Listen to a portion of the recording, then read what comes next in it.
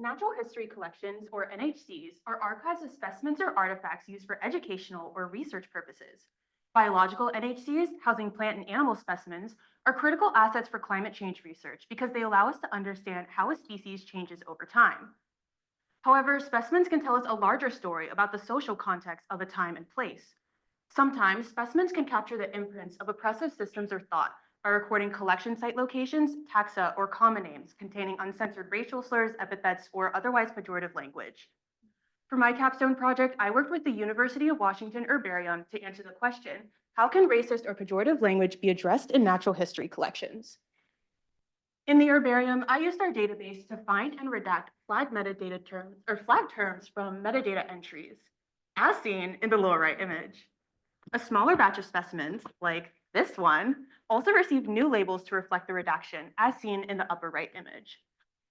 To answer my research question, I held interviews with 5 NHC stakeholders to understand perspectives on if and how to mitigate racist language in NHCs. Participants viewed examples of harmful specimens and were asked to share if they think something should be done about it. In addition to interviews, I also conducted a literature review to understand the arguments in the broader scientific community. This included screening other institutions for interventions posed and the response to those interventions. In my internship, I revised 467 database entries to redact harmful language. Of those 467, I attempted to locate 60 physical copies of specimens and successfully found 52, and those 52 also received new labels. From interview data, I outlined 7 themes for addressing harmful language in natural history collections, supplemented by decolonial archival literature. While all 5 participants plainly agreed that we should do something about racist language in collections, the 7 themes illustrate the nuances of doing so. For example, the preservation of data theme tells us that even when redacting certain harmful words, we should be careful not to erase evidence of racist legacies in science. Instead, we should aim to use mitigation strategies that center the needs of the affected identities and promote safety for NHC users and staff. The themes can also tell us about the impacts of a project like this. The effective communication theme, for instance, tells us that people feel like their jobs would be easier if they didn't have to worry about talking around slurs. Go figure. From this data, I outlined several recommendations for addressing harmful language in the University of Washington Herbarium. The most critical is to apply semi-removable labels to specimens, like this one, which allow for the harmful language to be covered, but can be flipped up to reveal the original copy. I also suggested implementing a feature in our public database, which is shared with over 50 herbaria in the region, that would allow users to flag specimens containing offensive content in case we as staff missed it. So why does it matter that 5 people came to a conclusion that, hopefully, seems obvious to you and I? It matters because this is actually a pretty controversial stance in the science community. Many scientists, including governing bodies like the International Commission on Zoological Nomenclature, have held a firm stance that introducing new ethical naming standards would cause too much confusion or infringe on quote-unquote taxonomic freedom.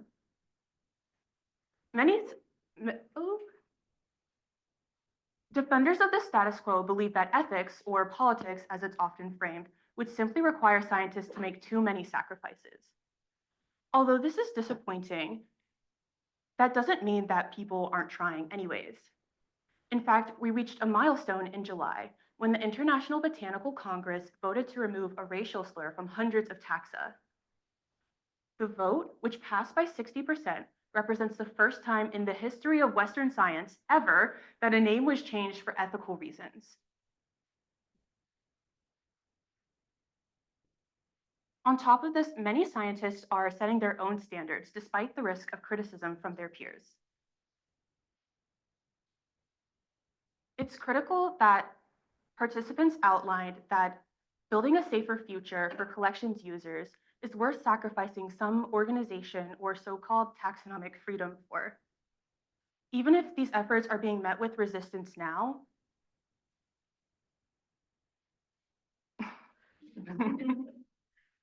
participants highlighted that at some point, the power dynamics in science will change. When those power dynamics change, so with it will ethical standards and the acceptance of anti-racist practices in collections. Thank you.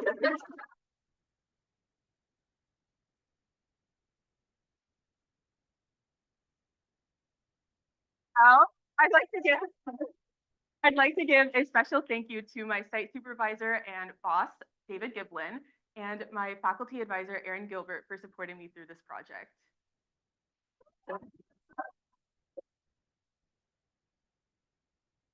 Well done, Nat. Question for Nat? In the back.